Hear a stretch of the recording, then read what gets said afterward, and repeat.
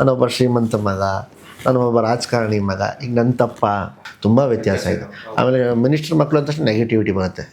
ಇರೋದೇ ಕನ್ನಡ ಇಂಡಸ್ಟ್ರಿ ಉತ್ತರ ಕರ್ನಾಟಕ ಹಾಕೋ ಭಿಕ್ಷೆಯಿಂದನೇ ಸರ್, ಅದು ಓಪನ್ ಆಗಿ ಹೇಳ್ತೀನಿ. ನಾನು ಸೆಂಚುರಿ ಹೊಡ್ಬೇಕು ಸಾಕು ಗುರು, ನಮ್ಮ ಟೀಮ್ ಸೋಲಿಗೆ ನಂಗೆ ಬೇಕಾಗಿಲ್ಲ ಅಂದರೆ ಅದು ಹಂಗಾಗಲ್ಲ ಸರ್. ರಾಮಾಚಾರಿ ಓಡಾಡಿದ ಜಾಗ, ಪುಟ್ಟಣ ಕಣಗಲವ್ರ ಆಕ್ಷನ್ ಕಟ್ ಹೇಳಿದಂತ ಜಾಗ ಚಿತ್ರದುರ್ಗ. ವಾವ್ ಗುರು, ಈ ಕಡೆ ಗಂಡು ಮೆಟ್ಟಿದ ನಾಡು ಅಂತ ಹೇಳ್ಬೇಕಾ ಅಥವಾ ಬೆಂಗಳೂರಿಗರು ಅಪ್ಪಿಕೊಂಡಂತಹ ನಾಡು ಅನ್ಬೇಕಾ, ಟೂರಿಸಂಗೆ ಒನ್ ಆಫ್ ದಿ ಫೈನೆಸ್ಟ್ ಜಾಗ. ಅಲ್ಲೆಲ್ಲ ಓಡಾಡಿದ್ರಿ. ಅಲ್ಲಿ ಅಂದ್ರೆ ವಿಷ್ಣು ಸರ್ ಹಿಡ್ಕೊಂಡು, ಅಂಬರೀಷ್ ಅಣ್ಣ ಹಿಡ್ಕೊಂಡು, ಆರ್ತಿಮ್ಮ, ಪುಟ್ಟಣಾಜಿ ಎಲ್ಲ ಓಡಾಡೋದ್ ಜಾಗ. ಆ ಜಾಗಕ್ಕೆ ಹೋದಾಗ ಆದಂತ ಫೀಲ್ ಆಗಿತ್ತು. ನಂತರ ನಿಮ್ಮ ಶೂಟಿಂಗ್ ಮಾಡುವಾಗಂತ ಎಕ್ಸ್ಪೀರಿಯನ್ಸ್ ಆಗಿತ್ತು. ತುಂಬ ಚೆನ್ನಾಗಿತ್ತು ಸರ್. ನಾನು ಆಗಾಗ ಚಿತ್ರದುರ್ಗ ಎಲ್ಲ ಹೋಗ್ತಾನೆ ಇರ್ತೀನಿ. ನಮ್ಮ ತುಂಬ ಫ್ರೆಂಡ್ಸು ಅವರೆಲ್ಲ ಇದ್ದಾರೆ. ಸೊ ಏನೇನೊಂದು ಕಾರ್ಯಕ್ರಮ ಅದು ಇದು ಎಲ್ಲ ನಾನು ತುಂಬ ಹೋಗ್ತಾನೆ ಇರ್ತೀನಿ. ಪ್ಲಸ್ ಶೂಟಿಂಗ್ ಯಾವತ್ತೂ ಮಾಡಿಲ್ಲ. ಇದೆ ಖಂಡಿತವಾಗ್ಲೂ ಇದೆ. ನಾನು ಚಿತ್ರದುರ್ಗ ಅನ್ನೋದು ನನ್ನ ಪಕ್ಕದ ಊರಲ್ವಾ, ದಾವಣಗೆರೆ. ನಮ್ಮ school trip Chitradurga, next 6th standard trip Chitradurga. So ಅದೊಂಥರ ಹೋಗಿ ಬಂದು ಬೆಟ್ಟಗಳ ಮೇಲೆ ಎಲ್ಲ ಮಾಡಿದಾಗ ತುಂಬ ವೈಬ್ಸೇ ಬೇರೆ ಥರ ಇತ್ತು. ನಮ್ಮದು ಅಯ್ಯೋಶಿಯಮ್ನ ಹಾಡು ಅಲ್ಲೇ ಶೂಟ್ ಮಾಡಿದ್ದೀವಿ. ಹಲವಾರು ಸೀನ್ಸು ನಾವು ಚಿತ್ರದುರ್ಗದಲ್ಲೇ ಶೂಟ್ ಮಾಡಿರೋದು, ತುಂಬ ಶೂಟ್ ಮಾಡಿದ್ದೀವಿ ನಾವು ಚಿತ್ರದುರ್ಗದಲ್ಲಿ. ಸೊ ತುಂಬ ಅದೊಂದು ಖುಷಿ ಇದೆ ನಮಗೆ. ಶಿವನ್ ಬಿಡಲ್ವಾ ಅಂತ ಸಾಂಗ್ ಎಲ್ಲ ಇದೆಯಲ್ಲ ಸರ್, ನನಗೆ ಅಲ್ಲ, ಹಾರ್ಟ್ ಅನ್ನೋ ಅಡ್ಡಾದಲ್ಲಿ ಲವ್ ಅನ್ನು ಲಾಂಗ್ ಹಿಡಿದು ಶಿವ ಶಿವ ಅಂತ ಆ ಸಾಂಗ್, ಶಿವಣ್ಣನ ಸಾಂಗ್. ಈ ಕಡೆ ಅಪ್ಪಣ್ಣ ಮಗ ಶಿವ ಅಂತ ಹೋಗುತ್ತಿದ್ದೆ, ನಾವು ಅಯ್ಯೋಶಿ. ಈಗ ನೋಡಿದ್ರೆ ಏನೋ ಕೇಳಿದೊಂದು ಸಾಂಗು. ಹೌದು. ಅಂದ್ರೆ ಶಿವನಿಗೂ ನಿಮ್ಗೂ ತುಂಬಾ ಹತ್ರ ಆಗುತ್ತೆ, ಸಿನಿಮಾದಾಗ ಹತ್ರ ಆಗುತ್ತೆ ಬೇಗ ಇರ್ಬೋದೇನೋ. ಶಿವ ಅವ್ರು ನಮ್ಮನ್ ಬಿಡಲ್ಲ, ನಾವು ಅವ್ರು ಎಲ್ಲರದ್ದು ಬ್ಲೆಸ್ಸಿಂಗ್ ಇರಬೇಕಲ್ಲ ಸರ್ ಅಲ್ವಾ. ಆಮೇಲೆ ನಿಮ್ ಮಾತಲ್ಲಾಗ್ಲೇ ಒಂದು ಸ್ಟ್ರಾಂಗ್ ಗಟ್ಸ್ ಫೀಲಿಂಗ್ ಮಾತು ಬಂತು. ಇಲ್ಲ ಸರ್, ಹೌದು, ನನಗೆ ಅಂದ್ರೆ ನನ್ನನ್ನು ರಿಸೀವ್ ಮಾಡಬೇಕು ಜನ ಅನ್ನುವಂತ ಸಣ್ಣ ಲೇಯರ್ ಬಂತು. ಯಾಕೆ ಅದು ಅರ್ಥ ಆಗಿಲ್ಲ ಅಂದ್ರೆ ಇಲ್ಲ ಅಂದ್ರೆ ನೆಗೆಟಿವ್ ನಾನು ಫೇಸ್ ಮಾಡಿದೆ ಅಂತ ಅಂತೀರಿ ನೀವು. ನಾವು ಶ್ರೀಮಂತರ ಮಕ್ಕಳಲ್ಲ ಸರ್, ನಾವು ಪೊಲಿಟಿಷಿಯನ್ಸ್. ಈಗ ನಾನು ಇಲ್ಲ ಅಂತ ಹೇಳಿದ್ರೆ ನೀವು ಇಲ್ಲ ಜನ ನಮ್ಮ ಥರ, ಅದಕ್ಕೆ ನಾನೇ ಸ್ವೀಕರಿಸ್ಕೊಳ್ತಿದ್ದೀನಿ, ನಾನೇ ಒಪ್ಕೊಳ್ತಾ ಇದ್ದೀನಿ. ನಾನೊಬ್ಬ ಶ್ರೀಮಂತ ಮಗ, ನಾನೊಬ್ಬ ರಾಜಕಾರಣಿ ಮಗ, ಈಗ ನನ್ನ ತಪ್ಪ ಹೇಳ್ತಿರೋದು. ಬಟ್ ಜೆನ್ಯೂನ್ ಆಗಿ ಸಿನಿಮಾ ಫ್ಯಾನ್ಸ್, ನೀವು ಸಿನಿಮಾನ ಪ್ರೀತಿಸ್ತಿರೋರಲ್ವಾ?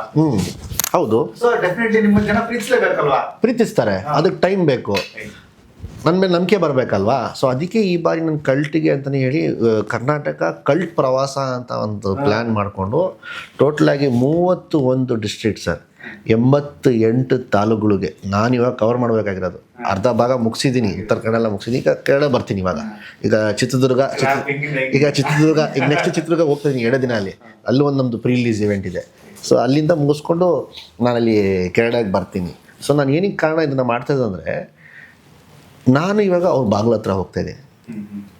ಆವಾಗ ಅವ್ರ ಬಾಗ್ಲ ಹತ್ರ ನಾನು ಹೋದಾಗ ಅವ್ರು ನನ್ನನ್ನು ನೋಡ್ತಾರೆ, ನನ್ನ ವ್ಯಕ್ತಿತ್ವ ಅವ್ರಿಗೆ ಅರ್ಥ ಆಗುತ್ತೆ. ಏನಕ್ಕೆ ನನ್ನನ್ನು ಟಿ ವಿಯಲ್ಲಿ ನೋಡೋಕ್ಕೂ, ಸಿನಿಮಾಲ್ಲಿ ನೋಡೋಕ್ಕೂ, ಸೋಷಿಯಲ್ ಮೀಡಿಯಾ ಫೋನ್ಗಳಲ್ಲಿ ನೋಡೋಕ್ಕೂ ತುಂಬ ವ್ಯತ್ಯಾಸ ಇದೆ. ಆಮೇಲೆ ಮಿನಿಸ್ಟರ್ ಮಕ್ಕಳು ಅಂತ ತಕ್ಷಣ ನೆಗೆಟಿವಿಟಿ ಬರುತ್ತೆ. ಇವರಿಗೆ ಹೊಟ್ಟೆ ತುಂಬಿದೆ. ಅಂದ್ರೆ ನಮ್ಮ ಹುಡುಗ ಅಂತ ಅನ್ನಕ್ಕೆ ಶುರು ಮಾಡಿದ್ಮೇಲೆ ನಿಮ್ಗೆ ಯಾಕೆ ಆ ಫೀಲ್ ಬಂತು ಅಂತ, ಅದಕ್ಕೆ ನಾನು ಆ ಪ್ರಶ್ನೆ ಕೇಳಿದೆ. ಅದನ್ನೇ ಸರ್ ಹೇಳ್ತಿದ್ದಲ್ಲ. ಸೊ ನಾನಿವಾಗ ಅವ್ರ ಬಾಗ್ಲ ಹತ್ರ ಹೋಗ್ತಾ ಇದ್ದೀನಿ. ಆವಾಗ ಅವ್ರಿಗೆ ಅದು ಅನಿಸಿದೆ ಅಂತಲೇ ಧಾರವಾಡ ಆಗ್ಬೋದು, Hubli pre release event success ಆಗಿರೋದು ಕಾರಣ.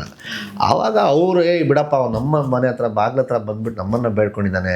ಆಮೇಲೆ ಉತ್ತರ ಕರ್ನಾಟಕ ಜನನೇ ಆ ಥರನೇ ಸರ್. ಅವ್ರ ಬಗ್ಗೆ ನಾನು ಎಷ್ಟೇ ಬಿಜಾಪುರಾಗೂ ಹೋಗಿ ಬಂದ್ವಿ. 100% ಬಿಜಾಪುರಾಗ ಹೋಗಿ ಬಂದ್ವಿ. ಅಲ್ಲಿ ಒಂದು ಸ್ಟೇಜ್ ಫಂಕ್ಷನ್ ಮಾಡಿದ್ವಿ, ಒಂದು ರೋಡ್ ರ್ಯಾಲಿ ಮಾಡಿದ್ವಿ, ಒಂದು ಕಾಲೇಜ್ ಇವೆಂಟ್ಗೂ ಹೋಗಿದ್ವಿ, ಒಂದು ಪ್ರೆಸ್ ಮೀಟ್ ಮಾಡಿದ್ವಿ. ಸೊ ತುಂಬ ಖುಷಿ ಆಗುತ್ತೆ. ಮೇಲಾಗಿ ಕನ್ನಡ ಸಿನಿಮಾಗಳಿಗೆ ದೊಡ್ಡ ಮಟ್ಟದ ರೆವಿನ್ಯೂ ಆಗ್ಲಿಂದನೂ ಬರ್ತಾ ಇರೋದು ಉತ್ತರ ಕರ್ನಾಟಕ.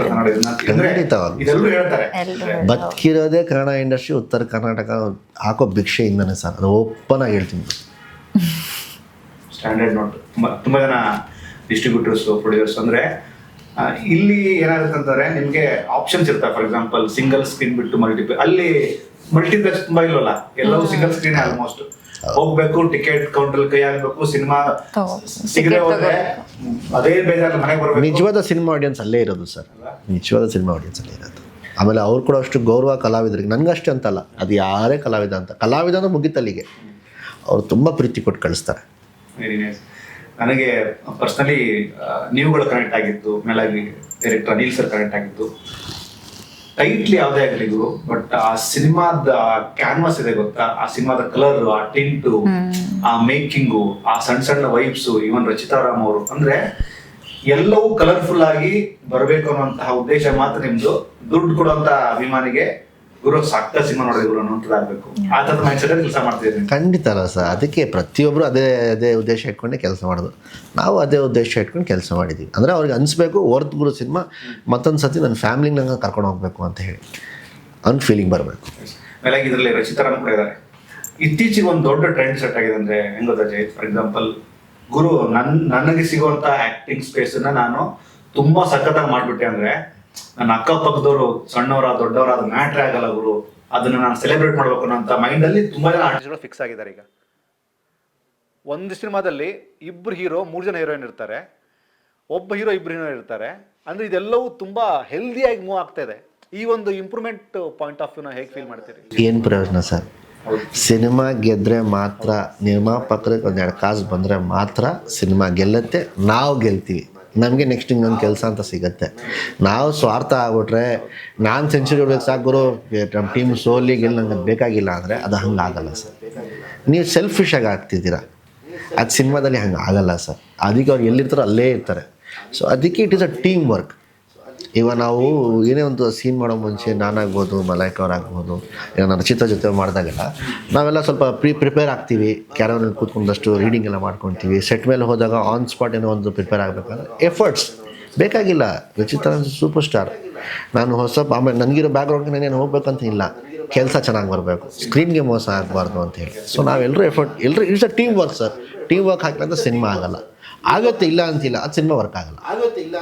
ಈಗ ರಚಿತಾರಾಮ್ ಅವರು ನಾನು ಸೂಪರ್ ಸ್ಟಾರಪ್ಪ, ನಾನು ಜೈ ಜೊತೆ ಅಷ್ಟೆಲ್ಲ ನನ್ನ ಹತ್ರ ಟೈಮ್ ಇಲ್ಲ, ನಾನು ಬರ್ತೀನಿ, ನಾನು ಕೆಲಸ ಮಾಡಿ ಹೋಗ್ತೀನಿ ಅಂದರೆ ನಾಳೆ ಸಹ ನೀವು ಸಿನಿಮಾ ನೋಡಿದಾಗ ರಚಿತಾ ಮೇಲೆ ಚೆನ್ನಾಗಿ ಮಾಡೋದು ಸಿನಿಮಾ ಚೆನ್ನಾಗಿ ಬರಲ್ಲ ಅಂತ ಬರುತ್ತೆ.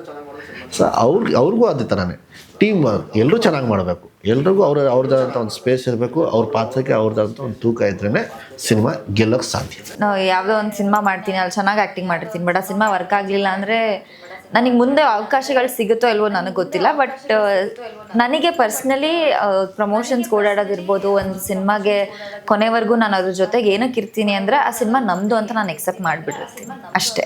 ಅದು ನಮ್ಮ ಸಿನಿಮಾ, ನನ್ನ ಮುಗೀತು, ಮುಗೀತು ಸಿನಿಮಾ, ನಾನು ಪ್ರಮೋಷನ್ಗೆಲ್ಲ ಓಡಾಡಲ್ಲ, ನಾನು ಬೇರೆ ಕೆಲಸ ಮಾಡ್ತೀನಿ ಅಂದರೆ ಕಷ್ಟ ಆಗುತ್ತೆ. ಆಬ್ವಿಯಸ್ಲಿ ನಮಗೂ ಬೇರೆ ಕಡೆ ಡೇಟ್ಸ್ ಕೊಟ್ಟಿರ್ತೀವಿ, ಅಲ್ಲೂ ಮ್ಯಾನೇಜ್ ಮಾಡಬೇಕು, ಇಲ್ಲೂ ಮ್ಯಾನೇಜ್ ಮಾಡಬೇಕು. But at the end of the day, since ನನ್ನ ಫಸ್ಟ್ ಸಿನಿಮಾನೂ ಇರ್ಬೋದು, ಉಪಾಧ್ಯಕ್ಷ ಆಗಿರ್ಬೋದು, ವಿದ್ಯಾಪತಿಗಿರ್ಬೋದು, ನಾನು ಟೋಟಲ್ ಸಿನಿಮಾ ರಿಲೀಸ್ಗಿಂತ 1.5 ತಿಂಗಳು ನಾನು ಪ್ರಮೋಷನ್ಗೆ ಕೊಟ್ಬಿಟ್ಟಿದ್ದೆ.